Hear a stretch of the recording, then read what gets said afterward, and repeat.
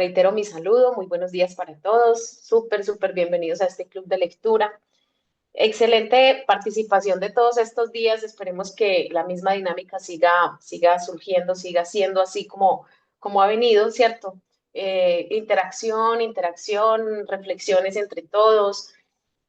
Hoy quiero iniciar hablando un poquito ayer reflexionaba mucho, hicimos una reunión entre los líderes y normalmente el ser humano siempre busca justificar la inacción, buscamos justificar la inacción, buscamos la excusa perfecta para todo. Y ayer reflexionaba y le estaba echando culpas a otras situaciones, ¿cierto? Normalmente pasa, nos pasa, incluso a nosotros que nos paramos, nos sentamos al frente de las cámaras, nos pasa. Situaciones que son netamente mentales. Y venimos haciendo un trabajo de mentalidad muy grande, muy arduo, y aún así hay momentos en los que uno flaquea, ¿cierto? Y me ponía a pensar y decía, ¿qué pasaría si nadie me juzgara, si nadie me criticara? ¿Qué sería lo que yo podría hacer? ¿Qué sería lo que haría? ¿Qué pasaría si dejara de darle importancia a sentirme cómodo y me incomodara un poquito más, ¿cierto? Estamos tan cómodos que a veces justificamos, no, es que no todo puede ser trabajo, es que no todo puede ser, no todo tiene que ser prospección, es que tenemos que equilibrar. Yo he sido una defensora de eso, ¿cierto? Es que también debemos pasar tiempo de ocio. Equipo, cuando nos excusamos en esas cositas que parecen tan básicas y tan sencillas, hay un estancamiento. Séneca decía que la vida no es corta, solo que nosotros desperdiciamos mucho. Perdemos muchísimo tiempo en cosas que ni siquiera son relevantes para nuestra vida, ¿cierto? Como ver alguna película que al siguiente día ya no nos vamos a acordar de qué se trata, como ver una serie, ¿cierto? Como de pronto ponernos a chismorrear, a hablar de más con la amiga, con el vecino, con el familiar. Yo siempre lo he mencionado y siempre lo he repetido en estos clubes de lectura y me encanta hacer reflexión sobre eso porque es mi diálogo interno, ¿cierto? Y sé que lo voy arraigando más al pensamiento y no hay crecimiento sin dolor. No hay crecimiento sin dolor, realmente. El crecimiento y la comodidad no pueden ir de la mano, no es posible. Si nosotros no nos incomodamos un poquito más, si nosotros no aprendemos a que para avanzar hay que movernos del punto donde estamos, realmente va a ser muy difícil un crecimiento de verdad, un crecimiento verdadero. Y en esta sociedad moderna, en la que, buenos días, súper bienvenidas, en esta sociedad moderna en la que nos han impulsado a verlo todo desde lo más fácil, ¿cierto? Todo, antes servía el cafecito, sabía delicioso, ahora no lo venden instantáneo. Antes tenía uno que poner, usar el vinilo, la agujita y demás, el pasacintas, los CDs, los casetes. Ahora simplemente es abrir YouTube, ¿cierto? Y si no quiero propagandas y si no quiero avisos, simplemente pago para que sea sin interrupciones. Esa vida moderna que nos ha arrumado el facilismo es lo que también va pagando el prefrontal y va haciendo que sean cada día más, cada día menos los que realmente avancen en su ser, lo que realmente salgan a relucir, los que realmente marquen la pauta y hagan historia. Donald Trump dice en sus libros, en la mayoría de los que hemos leído, yo creo que ya acá hemos analizado varios, de que él siempre daba lo máximo, ¿cierto? Incluso llegó a descuidar su esposa y su hijo, no estoy diciendo que haya que hacerlo, en sus inicios, porque estaba tan inmiscuido en los negocios que no podría permitirse ninguna eh, interferencia, ninguna distracción, ¿cierto? Nada que lo quitara de su centro, de su foco. Nuestro enfoque determina la realidad. Y yo sé que parece muy repetitivo. Sin crecimiento, sin dolor no hay crecimiento. También parece muy repetitivo. Pero cuando nosotros aprendemos a aceptarlo, cuando aprendemos a avanzar amando las dificultades, ¿cierto? Aprendemos a entrenar la incomodidad todos los días, algo que nos incomode, con mayor razón hagámoslo. Que me incomoda madrugar, que me incomoda levantarme temprano, cuando menos ganas tenga, hágalo. Que me incomoda hablarle a esa persona que hace rato que no le hablo o que me parece que está como por encima de los estándares, con mayor razón le hablo, ¿cierto? ¿Qué pasaría si nadie nos juzgara, si nadie nos criticara? Hay que hacer la diferencia. Y eso es salirse de la matriz, eso es salirse de la masa, eso es salirse del común y del corriente, hacer la diferencia. Por eso esto no es para todo el mundo. Porque nosotros deberíamos como líderes buscar incomodarnos todos los días. Porque sin crecimiento, sin dolor no hay crecimiento. No hay crecimiento sin dolor. Y hay que buscar incomodarse deliberadamente para que vayamos entrenando esa incomodidad, que en el momento en que nos surja una situación que no esperábamos, sepamos lidiar con ella, ¿cierto? Y para eso son estos espacios, para aprender, no para hacerlo como a manera de tortura, porque para latigarme y para criticarme y para autoflagelarme, no. La idea es que concienciemos, ¿cierto? Hoy me levanté pensando en que definitivamente todo es mente, todo es mente. Mencionaba esta mañana que estoy incómoda en el lugar en el que vivo, pero pues, ¿qué tal si no tuviera dónde vivir, cierto? ¿Cómo fuera la situación si no tuviera un techo donde acostarme con mi hijo, con mi hogar, en mi hogar, con mi familia, con mi pareja? ¿Qué tal fuera esa situación?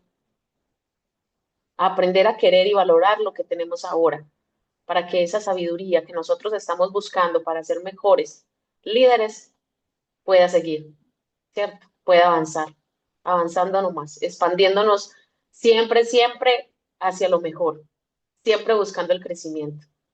Bueno, entonces vamos a empezar esta lectura del día de hoy. Muchas gracias por su asistencia. De verdad que esto no tiene sentido sin ustedes. Ustedes son los que les dan el sentido a esto. Pues leer, todos podemos leer en cualquier situación, en cualquier lugar, si nos gusta y si no nos gusta y debemos hacerlo pues por el deber ser nomás, ¿cierto? Pero pues acá es importante porque escuchamos la opinión de otro, le prestamos yo creo que, bueno, en mi caso, le presto muchísima más atención compartiendo con ustedes que haciéndolo solita y es más agradable. Entonces, vamos a iniciar con esta historia. Vamos en la página 103. Recordemos que estamos leyendo cómo hacer amigos y cómo hacer amigos e influir sobre las personas. A ti, Mirta, muchísimas gracias. Bueno, empezamos entonces con esta historia. Una mañana, hace años, un furioso cliente penetró en la oficina de Julián F. Detmer, fundador de la Detmer Walling Company, que después llegó a ser la empresa más grande dedicada a la distribución de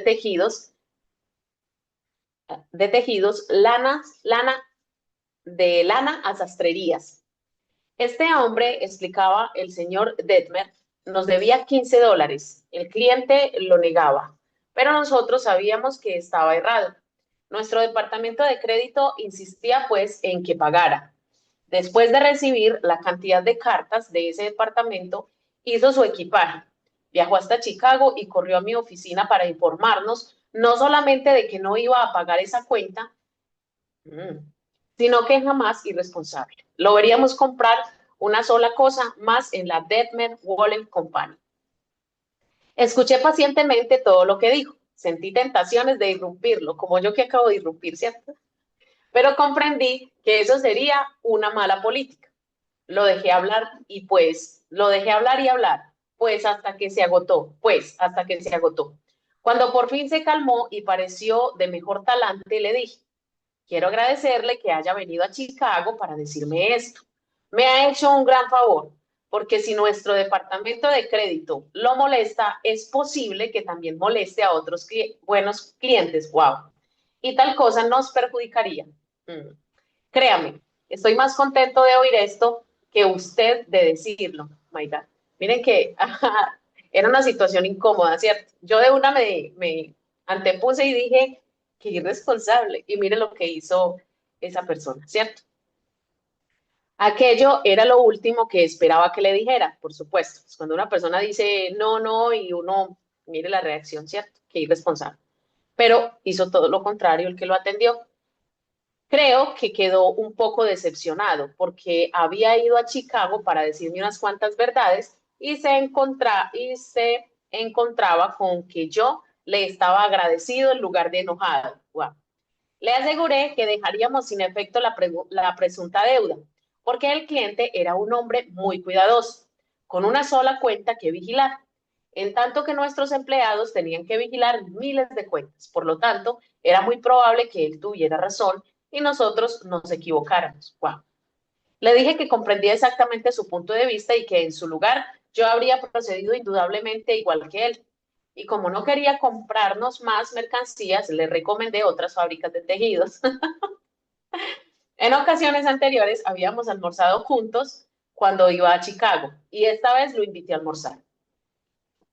Aceptó de mala gana, pero cuando volvimos a la oficina nos hizo un pedido mayor que en cualquier ocasión anterior. Eso es maravilloso. Esto se me está deslizando.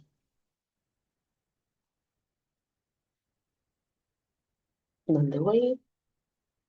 Volvió a su ciudad mucho más tranquilo y por el deseo de ser tan justo como habíamos sido nosotros. Revisó sus libros, encontró una boleta extraviada y nos envió un cheque con una nota en que pedía disculpas, o sea, sí debía.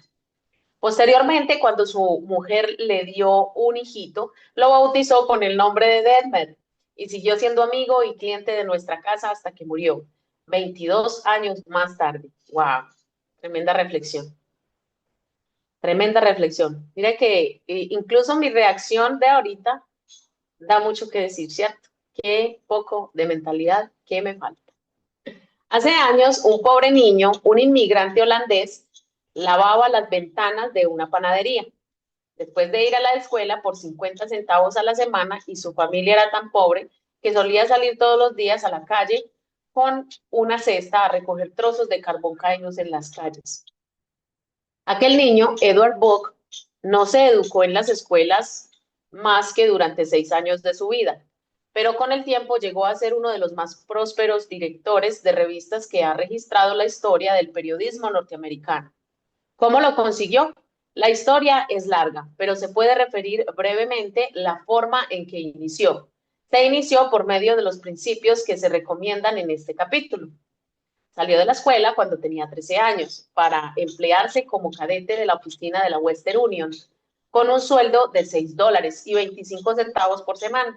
Pero no abandonó por un instante la idea de educarse, empezó a educarse solo. Ahorró el dinero que debía emplear en transportes y se pasó muchos días sin almorzar hasta que tuvo suficiente dinero para comprar una enciclopedia de biografías norteamericanas.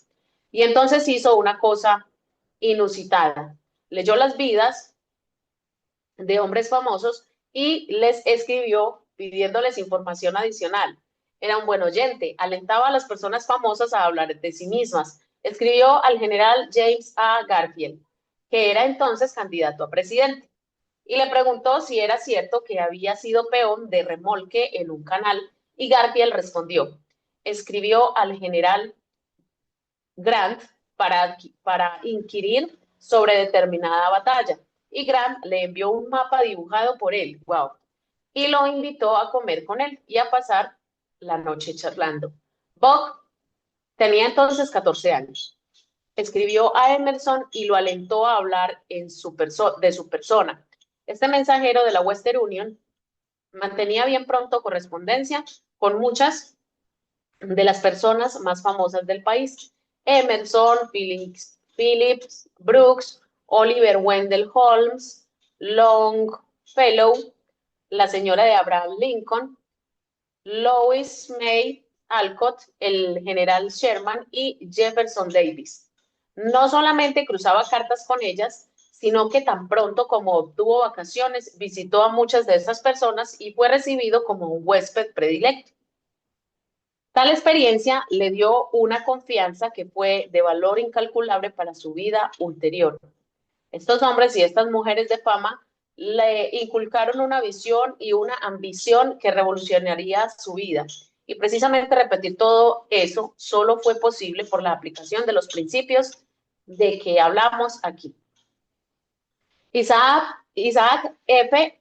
Marcoson, que es probablemente el campeón mundial de las entrevistas de celebridades, declara que muchas personas no logran causar una impresión favorable porque no escuchan con atención. Están tan preocupadas por lo que van a decir que no escuchan nada. Eso es lo que nos pasa a muchos cuando estamos en una conversación. Estamos tan atentos de qué vamos a decir o en una presentación, que ni siquiera nos escuchamos a nosotros mismos de qué es lo que estamos haciendo. No escuchamos al otro y no nos escuchamos a nosotros mismos. Hombres famosos me han dicho que refieren buenos oyentes a buenos conversadores, pero que la habilidad para escuchar parece más rara que cualquier otra cualidad humana. Completamente de acuerdo. Y no solamente los grandes hombres desean tener buenos oyentes, sino también ocurre lo mismo con la gente común. Ya lo dijo la revista Selecciones del Readers, Digest, cierta vez. Muchas personas llaman a un médico cuando lo que necesitan es alguien que los escuche. Wow. Un terapeuta, durante las horas más sombrías de la guerra civil, Lincoln escribió a un viejo amigo de Springfield, Illinois, pidiéndole que fuera a Washington. Lincoln decía que tenía algunos problemas que tratar con él. El viejo vecino fue a la Casa Blanca y Lincoln le habló durante horas acerca de la convivencia, de la conveniencia de dar una proclama de liberación de los esclavos. Lincoln recorrió todos los argumentos en favor y en contra de tal decisión y luego leyó artículos periodísticos y cartas, algunos de los cuales lo censuraban por no liberar a los esclavos, en tanto que otros lo censuraban por el temor de que los liberaran. Wow.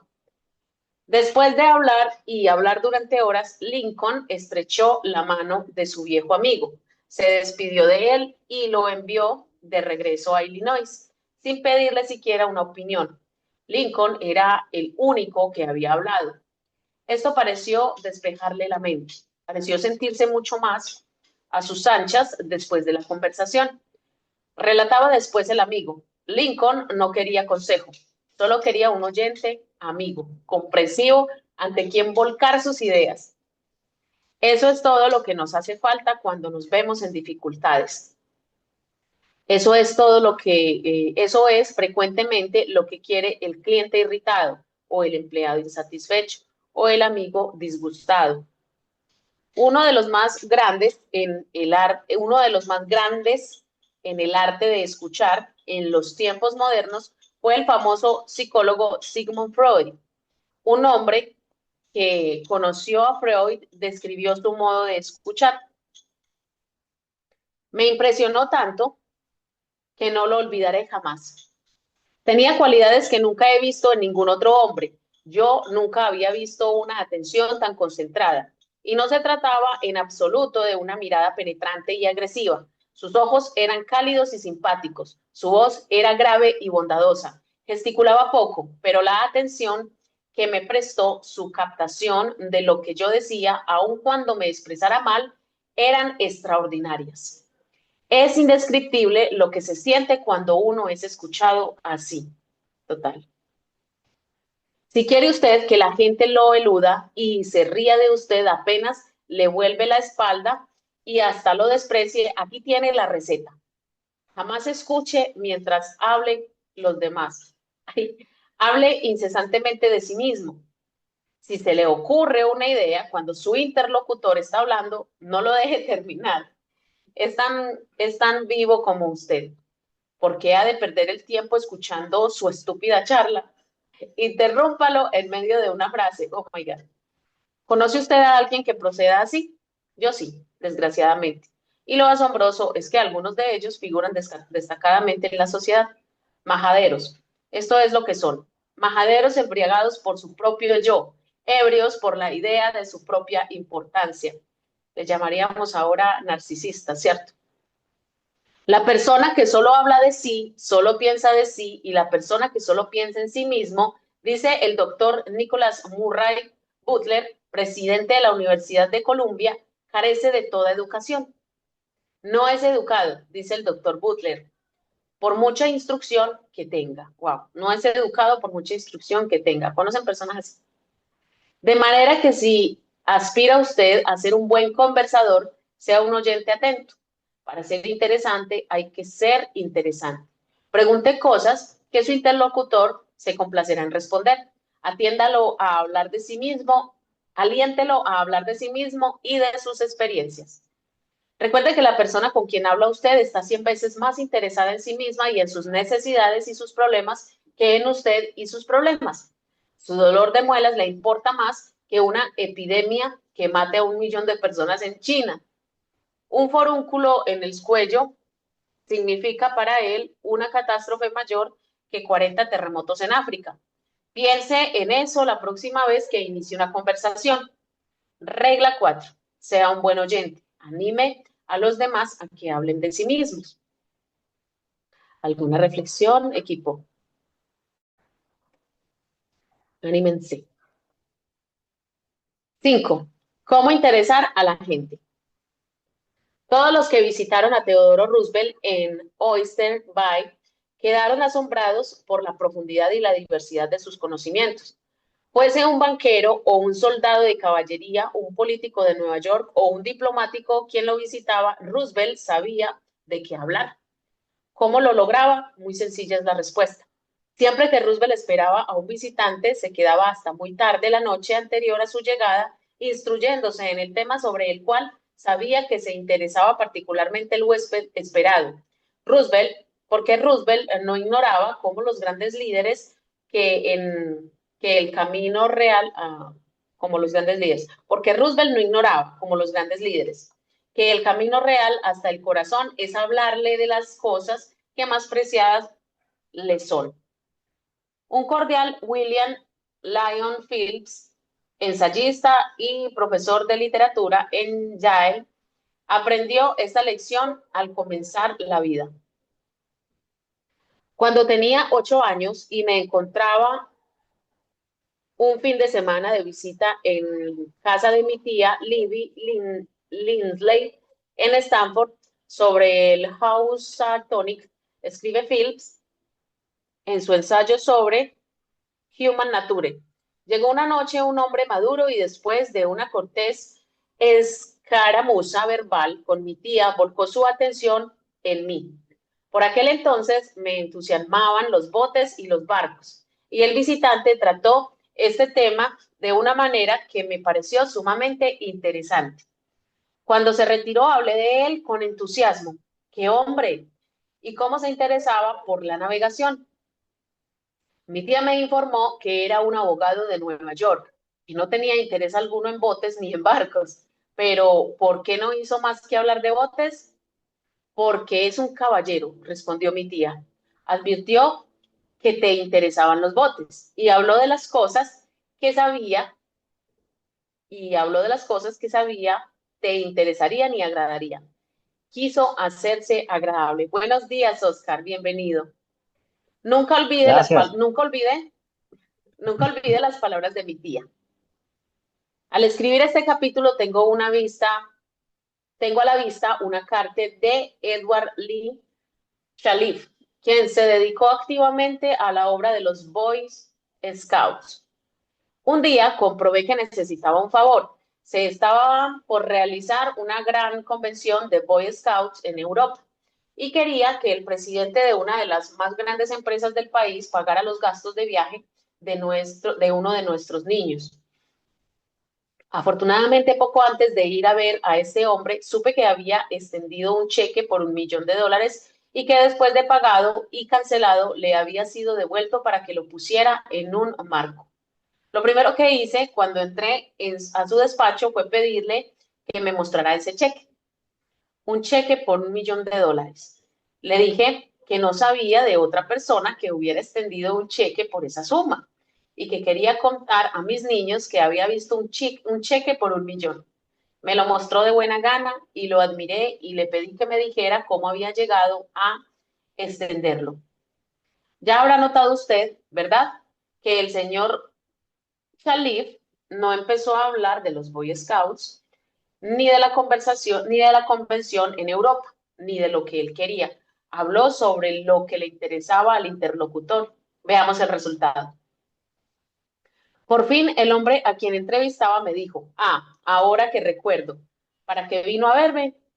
Se lo dije y con gran sorpresa mía, no solamente accedió inmediatamente a lo que le solicitaba, sino que concedió mucho más. Yo le pedía que enviara un niño a Europa y en cambio él decidió enviar a 5 niños y a mí mismo. Me entregó una carta de crédito por $1,000 y me pidió que nos quedáramos 7 semanas en Europa. Además, me dio cartas de presentación para los jefes de sus sucursales a fin de que se pusieran a nuestro servicio y él mismo nos recibió en París y nos mostró la ciudad. Desde entonces ha dado empleo a algunos de nuestros niños cuyos padres estaban necesitados y no ha dejado de favorecer jamás a nuestro grupo. Pero bien sé que si yo hubiese descubierto primero el interés principal de este hombre y no le hubiera hablado de ello, no lo habría encontrado tan fácil de convencer. ¿Es valiosa esa técnica para emplearla en los negocios? Veamos, tomemos un ejemplo de Henry G. Duvernoy de la empresa Duvernoy and Sons, una de las mejores panaderías de Nueva York. El señor Duvernoy y el señor Duvernoy quería vender pan a cierto hotel de la ciudad. Durante 4 años había visitado al cliente todas las semanas, asistía a la misma fiesta que el gerente, le hablaba en todas partes, hasta tomó habitaciones en el hotel y vivió allí para tratar de hacer el negocio, pero todo sin resultado. Entonces estudié relaciones humanas y resolví cambiar de táctica. Decidí investigar qué interesaba a ese hombre, qué despertaba su entusiasmo. Descubrí que pertenecía a una sociedad de hoteleras llamada Hotel Greters. No solamente pertenecía a ella, sino que merced a su gran entusiasmo se le había llevado a la presidencia de la organización y también a la de la entidad internacional. En cualquier parte donde se efectuaran las convenciones, este hombre asistía siempre, aunque tuviese que volar sobre las montañas o cruzar desiertos y mares. Wow. Así que apenas lo vi, al día siguiente empecé a hablarle de la entidad. ¿Qué respuesta obtuve? Me habló durante media hora acerca de aquel tema, vibrante de entusiasmo. Advertí fácilmente que esta sociedad era un pasatiempo, la pasión de su vida. Antes de salir de su oficina ya me había convencido de que fuera socio de su organización, pero yo no había hablado una palabra del pan. Unos días más tarde, un empleado del hotel me habló por teléfono para que enviara muestras y precios de nuestro producto. No sé, me dijo el empleado, ¿qué ha hecho no sé qué ha hecho con el gerente, pero lo cierto es que está encantado con usted. Imagínese, durante 4 años había perseguido a aquel gerente procurando que me comprara nuestros productos y todavía lo seguiría buscando si por fin no me hubiese tomado el leve trabajo de saber qué le interesaba y qué le gustaba hablar. Es increíble. Si quieren conversar un poquito sobre esto y reflexionar un poquito sobre esto, ¿cierto? Interesarse por qué le importa a la persona, ¿cierto? ¿Qué realmente para ellos es lo importante? Y hablarles un poco sobre eso. Esta parte, la verdad, no la recordaba, pero sí que es muy bueno para una conversación. Por eso dicen que hay en la misma lectura que el mejor conversador es aquel buen oyente, ¿cierto? Edward E. Harriman de Hagerstown, Hagerstown, Hagerstown, Maryland, decidió vivir en el hermoso valle Cumberland de Maryland después de completar su servicio militar. Lamentablemente, en aquel momento había pocos empleos disponibles en la zona. Una pequeña investigación sacó a la luz el hecho de que muchas empresas de la región eran propiedad de un hombre que había triunfado espectacularmente en el mundo de los negocios. R.J. Funkhauser, cuyo ascenso de la pobreza a la opulencia intrigó al señor Harriman. No obstante, este empresario tenía fama de incesable para la gente que buscaba empleo. El señor Harriman nos describió. Entrevisté a bastante gente y descubrí que todos los intereses de Funkhauser estaban concentrados en su actividad tras el poder y el dinero. Como se protegía de la gente como yo por medio de una secretaria leal y severa, estudié los intereses y objetivos de ella. Y recién entonces hice una visita sin anuncio previo a su oficina. Desde hacía unos 15 años, esta mujer había sido el satélite que giraba en la órbita del señor Funkhauser. Cuando le dije que tenía una proposición para él que podía resultar en un crédito financiero y político, se interesó. También conversé con ella sobre su participación constructiva en el éxito de su patrón.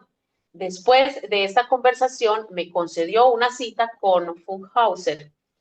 Entré en su enorme e impresionante oficina decidido a no pedir directamente un empleo. El hombre estaba sentado detrás de un gigantesco escritorio y no bien me vio, tronó. ¿Qué pasa con usted, jovencito? Señor Funkhauser, le dije, creo que puedo hacerle ganar dinero. Inmediatamente se levantó y me invitó a sentarme en uno de los sillones. Le hice una lista de mis ideas y también de los antecedentes personales que me ponían en condiciones de hacer realidad esas ideas, subrayando los aspectos en que podrían contribuir a su éxito personal y al de sus empresas. Algo parecido a lo que José Bobadilla cuenta de Rector a Diamante, ¿cierto? Y que se fue a hablar con uno de los hombres más ricos de uno de los almacenes más grandes, a donde llegó a Popayán, para demostrarle cómo podía ser de utilidad, ¿cierto? JR, ¿cómo llegué a conocerlo después? Me contrató al instante. Como llegué a conocerlo después, me contrató al instante. Y durante 20 años he trabajado para él y he prosperado junto con sus empresas. Qué bonito. Hablar en términos de los intereses de la otra persona es beneficioso para las dos partes. Howard Z. Herzig, líder en el campo de las comunicaciones empresariales, siempre ha seguido este principio. Cuando se le preguntó qué obtenía de ello, el señor Herzig respondió que recibía una recompensa diferente de cada persona y que esas recompensas siempre habían dado por resultado una ampliación de su vida. Regla 5, hable siempre de lo que interesa a los demás. Equipo, qué bonito fue ese, que algunos se animaran, vea, es bueno que hagamos interacción y es bonito que alguien más lea para que no seamos así como tan planos y tan monótonos. Bien, cuando deseen, aunque sea un parrafito, hacer su apreciación, una idea que se les haya quedado de la lectura, maravilloso si abren su micrófono, levantan su manito para que nos compartan. Regla 5. Hable siempre de lo que interesa a los demás.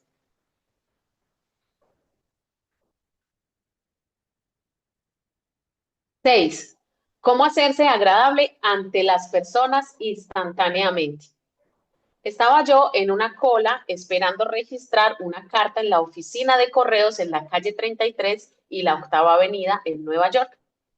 Noté que el empleado de la ventanilla se hallaba aburrido de su tarea. Pesar sobres, entregar los sellos, dar el cambio, escribir los recibos, la misma faena monótonamente año tras año. Me dije, pues, voy a tratar de agradar a este hombre. Evidentemente, para conseguirlo, debo decir algo agradable. No de mí, sino de él. ¿Qué hay de él que se pueda admirar honradamente?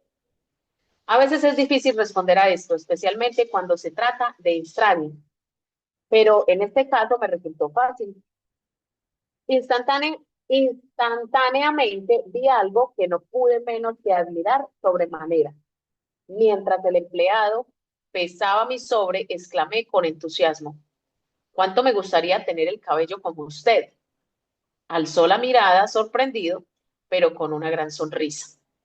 Sí, pero ahora no lo tengo tan bien como antes, contestó modestamente.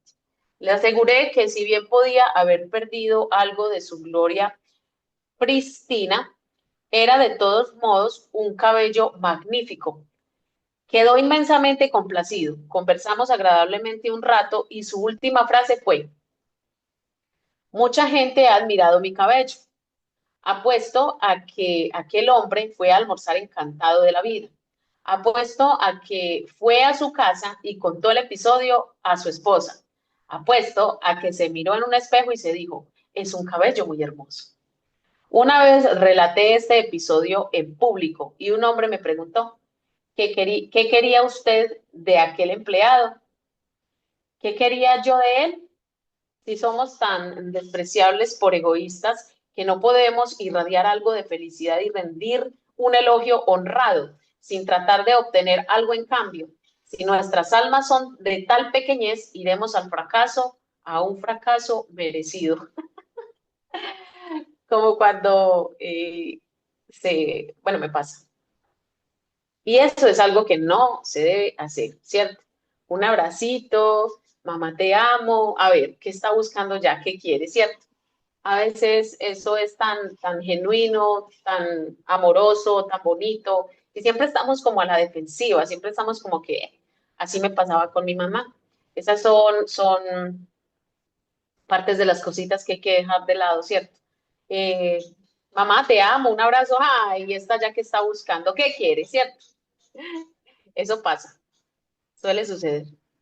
Pero es cierto, justo por la sociedad, ¿cierto? La misma sociedad nos ha arrumado a que sea así, a que todo el tiempo estemos como a la defensiva, como...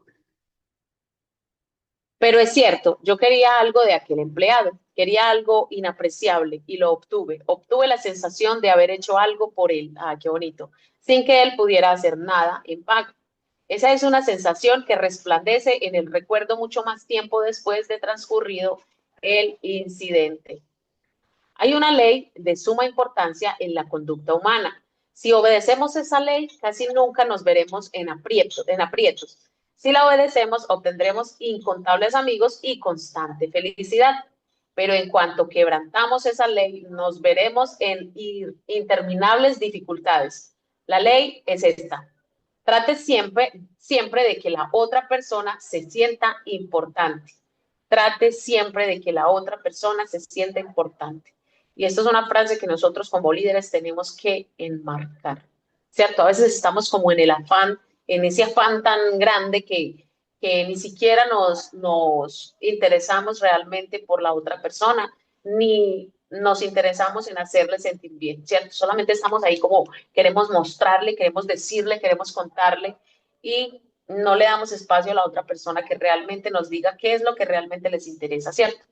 El profesor John Dewey, como ya lo hemos señalado, dice que el deseo de ser importantes e impulso es el impulso más profundo que anima al carácter humano. Y el profesor William James, el principio más profundo en el carácter humano es el anhelo de ser apreciado. Como ya lo he señalado, ese impulso es lo que nos diferencia de los animales, el impulso que ha dado origen a la civilización misma. Los filósofos vienen haciendo conjeturas acerca de las reglas de las relaciones humanas desde hace miles de años. Y de todas esas conjeturas ha surgido solamente un precepto importante. No es nuevo, es tan viejo como la historia. Zoroastro lo enseñó a sus discípulos en el culto del fuego en Persia hace 3000 años. Wow, Zoroastro es el Jesús para los persas. Confucio lo predicó en China hace 24 siglos. Lao Tse, el fundador del taoísmo, lo inculcó a sus discípulos en el Valle del Han. Buda lo predicó en las orillas del Ganges 500 años antes. Jesús lo enseñó entre las pétreas montañas de Judea hace 19 siglos. Me encanta esto. Jesús lo resumió en un pensamiento que es probablemente la regla más importante del mundo. Haz al prójimo, haz al prójimo lo que quieras que el prójimo te haga a ti. Imagínense, todos los grandes avatares de la humanidad, no solamente por lo que hay en sus escritos de autobiografía y demás, y de lo que cuentan sus discípulos, sino que incluso en cómo hacer amigos e influir sobre las personas lo menciona. Esto es bastante relevante. Zoroastro lo enseñó a sus discípulos en el culto del fuego, en Persia. Confucio lo predicó en China hace 24 siglos. Lao Tse, el fundador del taoísmo, todos estos son grandes avatares. Lo inculcó a sus discípulos en el Valle del Han. Buda, que ya sabemos cuál es el Buda, el que pintan súper gordo, sentado, eh, meditando con unas orejotas y bueno, pues realmente Buda no era ni gordo ni orejón, era un hombre súper slim, súper fuerte, pero la idea de hacerlo con la boca pequeñita, con los ojos hundidos y las orejas grandotas, era la imagen que le iban a dejar a las personas, escuchar más, hablar poco y mirar hacia adentro, ¿cierto? Por eso vemos esa imagen del Buda así, todo gordito, con sus ojos hacia adentro, la boca pequeñita y las orejototas. No era así realmente. Todos los grandes avatares fueron hombres, fueron individuos súper slim, súper fuertes, como talladitos por los dioses.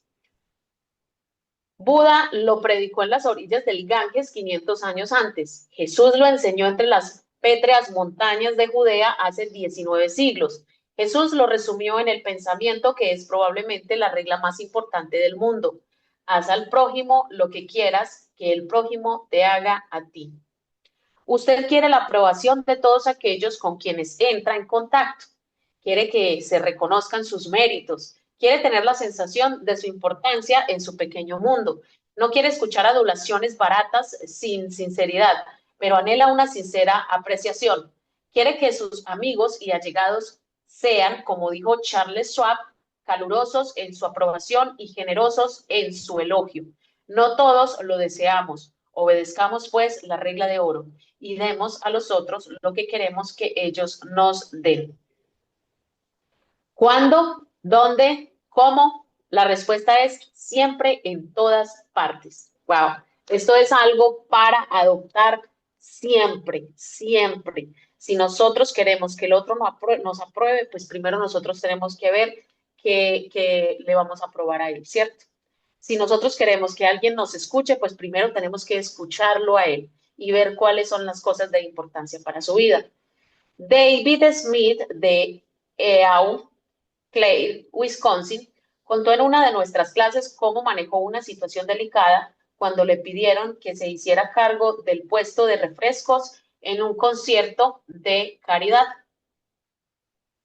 La noche del concierto llegué al parque y descubrí que me esperaban dos damas mayores, bastante malhumoradas, junto al puesto de refresco. Al parecer, ambas creían estar a cargo del proyecto. Mientras yo estaba indeciso preguntándome qué hacer, se me acercó uno de los miembros del comité organizador y me entregó una caja con cambio. Al tiempo que me agradecía haber aceptado dirigir el puesto. A continuación, me presentó a Rose y a Jane, que serían mis ayudantes, y se marchó. Siguió un largo silencio. Al comprender que esa caja con el cambio para las ventas era un símbolo de autoridad, se la di a Rose diciéndole que yo no podría ocuparme de esta parte monetaria, pues no sabía hacerlo, y me sentiría mejor si ella se hacía cargo. De inmediato le sugerí a Jane que se ocupara de dar órdenes a las dos jovencitas que nos habían asignado para atender al público. Le pedí que les enseñara a servir y la dejé a cargo de esa parte del asunto. Pasamos una velada perfecta con Rose, muy feliz, contando el dinero, Jane supervisando las muchachas y yo disfrutando del concierto. No es preciso esperar a que nos elijan embajador en Francia o presidente de la sociedad a que pertenecemos, pero emplear esta filosofía del aprecio de los demás, casi todos, para emplear esta filosofía del aprecio de los demás. Casi todos los días se pueden obtener resultados mágicos con ella. Si, por ejemplo, la camarera nos trae puré de papas cuando hemos pedido papas fritas a la francesa, digámosle, siento tener que molestarla, pero prefiero las papas a la francesa. Ella responderá, no es molestia, y se complacerá en satisfacernos porque hemos demostrado respeto por ella. Wow. Frases insignificantes como lamento molestarlo, tendría usted la bondad de, quiere hacer el favor de, tendría usted la gentileza o gracias. Pequeñas cortesías como estas sirven para aceitar las ruedas del monótono mecanismo de la vida diaria y de paso son la seña de la buena educación. Las palabras mágicas que nosotros, o que nos decían a nosotros en los colegios y que ahora pues por lo menos yo la utilizo mucho con mi hijo. Hasta ahorita que ya está bien, bien grandolón. Las palabras mágicas, ¿cierto? Por favor, gracias, con permiso, disculpe. Busquemos otro ejemplo. Las novelas de Hal Caine fueron grandes bestsellers en la primera década del siglo. Millones de personas las han leído. Era hijo de un herrero. No fue a la escuela más que 8 años y sin embargo cuando murió era el literato más rico de su época. Su historia es así. Hal Caine tenía predilección por los sonetos y las baladas y devoraba toda una poesía de Dante Gabriel Rossetti. Hasta escribió un artículo en que formulaba el elogio de las realizaciones artísticas del poeta y envió una copia al mismo Rossetti. Rossetti quedó encantado y lo probable es que se dijera, un joven que tiene tan elevada opinión de mis condiciones debe ser un joven brillante. Rossetti invitó pues al hijo del herrero a que se fuese a Londres y trabajara como secretario suyo. Fue aquel vuelco mayor en la vida de Hal Caine porque en su nuevo cargo conoció a los artistas literarios del momento. Siguió sus consejos e inspirado por sus recomendaciones se lanzó a una carrera que hizo lucir su nombre en el cielo de la literatura. Su hogar, Greva Castle, en la isla del hombre, llegó a ser la meca de los turistas de todo el mundo. Y cuando murió dejó una herencia de muchos millones de dólares. Pero quizás habría muerto pobre y desconocido si no hubiese expresado su admiración por un hombre famoso. Tal es el poder estupendo de la apreciación sincera. Rossetti se consideraba importante. Y esto no es extraño, pues casi todos nos consideramos importantes, muy importantes. Para que la vida de una persona cambie totalmente, puede bastar que alguien le haga sentir importante. Ronald J. Rowland, que es uno de los instructores de nuestro curso en California, es también maestro de artes y oficios. Nos escribió sobre un estudiante de su clase, introductora de artesanías, llamado Chris. Chris era un chico muy callado y muy tímido, desprovisto de toda confianza en sí mismo, la clase de estudiantes que suele no recibir la atención que merece. Yo doy también una clase avanzada que se ha transformado en una especie de símbolo de estatus, pues es un privilegio muy especial que un estudiante se gane el derecho de asistir a ella. Un miércoles, Chris estaba trabajando con mucho empeño en su mes. Yo sentía auténticamente que dentro de él ardía un fuego oculto. Le pregunté si no le gustaría asistir a la clase avanzada. ¿Cómo me gustaría que hubieras visto la cara de Chris en ese momento? Las emociones que embargaban en ese tímido muchachito de 14 años, cómo trataba de contener las lágrimas. ¿En serio, señor Rowland? Haré buen papel. ¿Haré buen papel? Sí, Chris, eres muy bueno.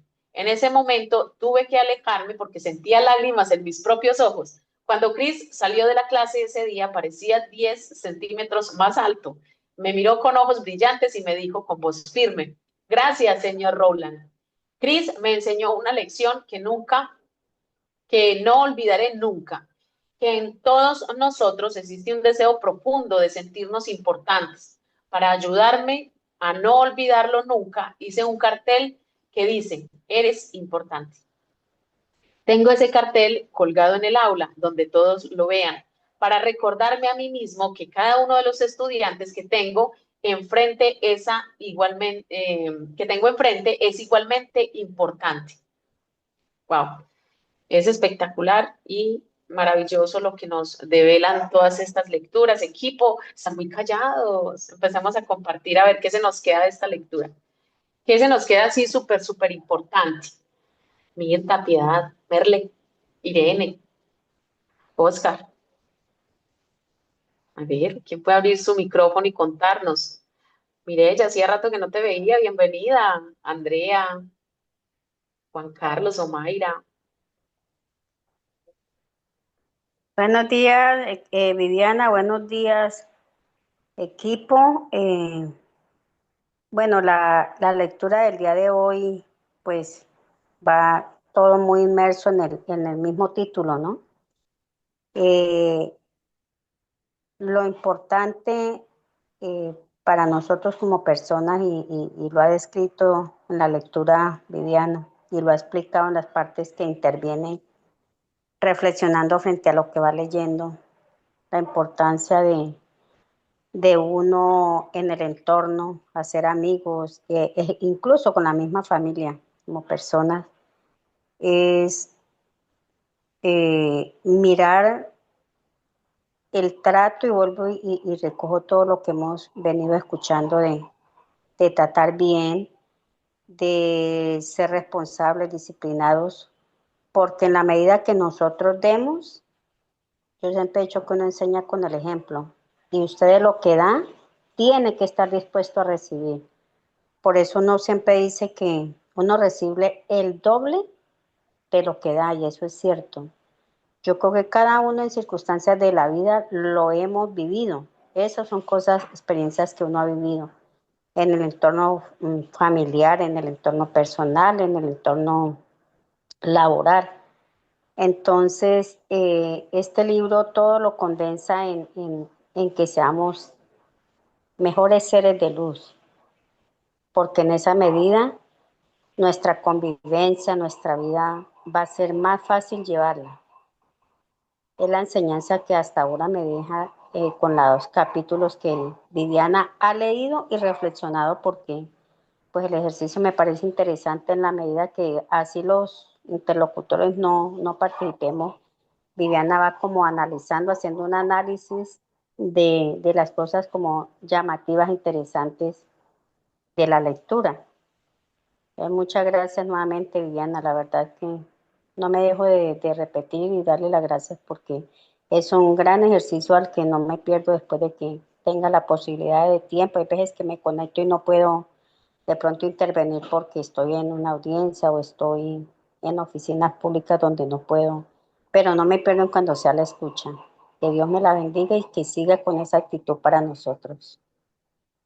Con muchísimo gusto y por supuesto que sí, con esa y mejor, porque todos los días hay que buscar ser mejores y esa es la idea, que por lo menos se nos quede alguito. Y yo sé que cuando dejamos de hacer la lectura plana, pues la última reflexión es con la que realmente nos queda resonando todo el día. Oscar, adelante.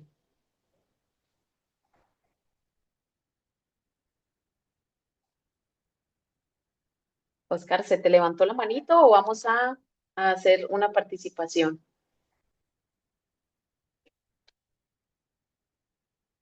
Sí, buenos días, baby. Disculpa que es que voy en el bus, me había un poco encartado.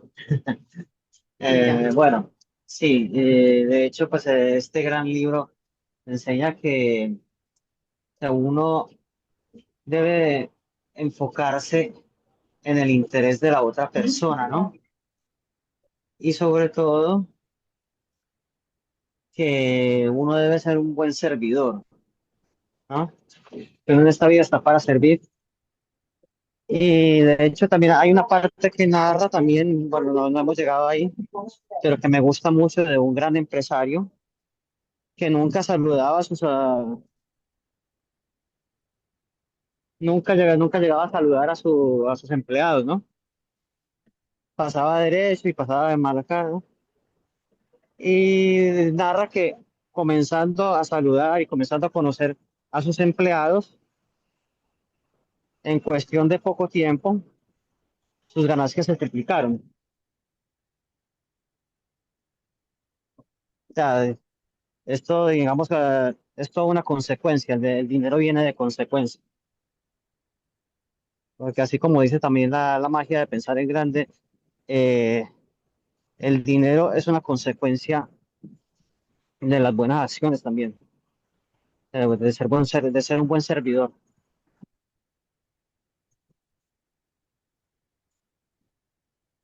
Sí, excelente, excelente, Oscar. Sí, Muchísimas sí. gracias por tu intervención. Sí, tener en cuenta pues de Me que disculpa, las tengo que dejar porque tengo que ver una persona ahorita, ¿van? adelante, Les deseo un adelante. feliz día a todos, Dios los bendiga. Que estés muy bien. Ah, Bendiciones. Bueno, pues Oscar menciona algo y bastante importante y que es El arte de saber tratar a las personas, yo creo que él bueno, no sé si de pronto viene más adelante, no lo recuerdo, pero al inicio pues habla de alguien así, ¿cierto? De un empresario que nunca saludaba y pues todo cambió después cuando empezó a saludar y a elogiar de manera genuina a los que pertenecían a su empresa. Equipo, pues la disciplina vence al talento, nosotros estamos acá para aprender y para que se nos quede algo y el solo hecho de permanecer, el solo hecho de todos los días ir aprendiendo con repetición, yo sé que cada historia es muy similar a la que sigue, pero pues la idea central es que podamos terminar este libro y que de una manera adecuada podamos influir en las personas. Yo les mencionaba esta semana de que las inteligencias, hay diferentes clases de inteligencia, muchísimas clases de inteligencia, pero que la que más se promueve pues justamente es la capacidad de influir sobre las personas, ¿cierto? Y la capacidad de generar muy buenos ingresos, la capacidad de generar riqueza. Entonces, pues conforme a eso y nosotros aquí asumiendo pues este reto importante de cambiar nuestra mentalidad para poder avanzar, entendiendo de que es un negocio de información, me formo por dentro, información para poder comunicarnos asertivamente, pues estoy supremamente muy agradecida con ustedes porque realmente todos los días se queda algo diferente. Y al inicio les dije, empecé este día reflexionando y no se me sale de la cabeza que realmente todo es mente, pero a veces la inacción y a veces el resultado que no queremos nos avienta que busquemos la forma de justificar el por qué, la forma de justificar por qué no accionamos, la forma de excusarnos de todas las maneras, habidas y por haber, la inacción. Yo creo que es muy importante que todo esto que aprendemos acá lo tomemos de realmente en práctica, no echemos en saco roto lo que estamos aprendiendo, ¿cierto? Vamos a hablar con las personas, vamos a interesarnos genuinamente por ellos, vamos a crear vínculos de amistad. Felipe ya nos lo ha dicho muchas veces de que él ahora, pues sus amigos son los que están haciendo el negocio con él, ¿cierto? Tiene más amigos, pero su foco de atención, pues somos nosotros.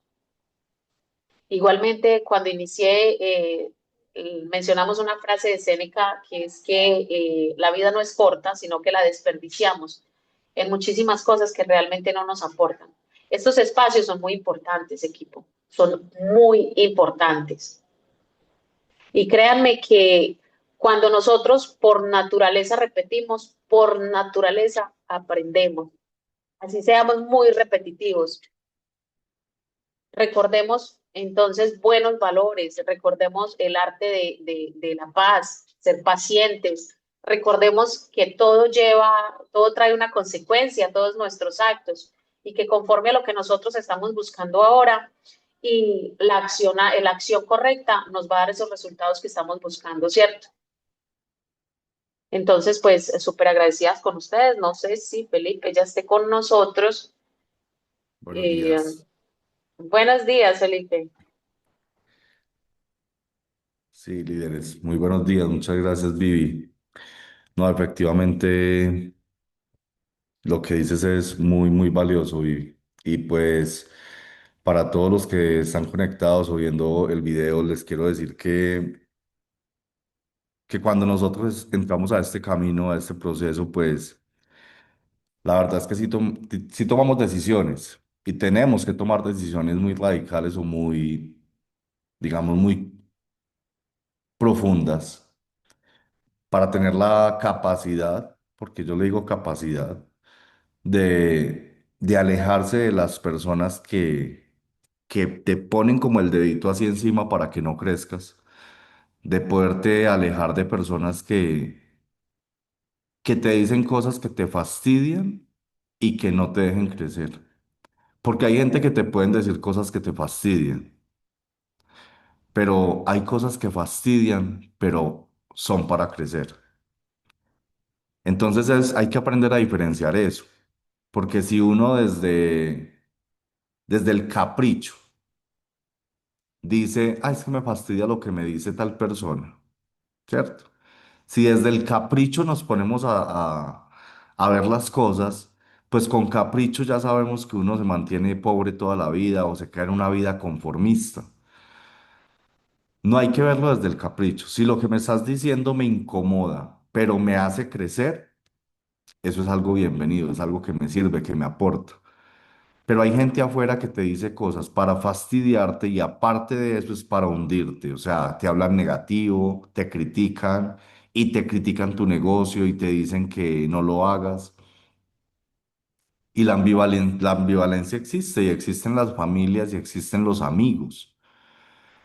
Cuando tú le muestras la propuesta de negocio a alguien y esa persona no entra, no cree en ti, esa persona no cree en ti. No es que no crean en la compañía solamente, es que no creen en ti y eso no te lo van a decir así tan de frente. La verdad es esa. O no creen que tú seas capaz de apoyarle o liderarle lo suficiente para poder llevarlo a un resultado, lo que les decía esta semana. Por eso cuando tú transmites poder, cuando tú le dices a una persona, hey, yo sé hacer esto, únete a mí porque yo te voy a ayudar, yo sé hacer esto. Yo aprendí a hacer esto. Si la persona te conoce mucho, dile, sabes que yo aprendí a hacer este negocio. Y tengo gente con la que trabajo, muy tesa, muy buena en esto. Únase, porque te vamos a llevar al resultado. Cuando tú te pones en esa postura de poderío, la gente dice como, ups, algunos te van a criticar, algunos te van a seguir, algunos van a decir, ¿será que sí? Pero ¿sabe qué? Todos tienen algo en común y es que van a quedar pensando, sea lo que sea que esté pasando con esta persona. Está parada, está firme en lo que quieren, en lo que va a hacer.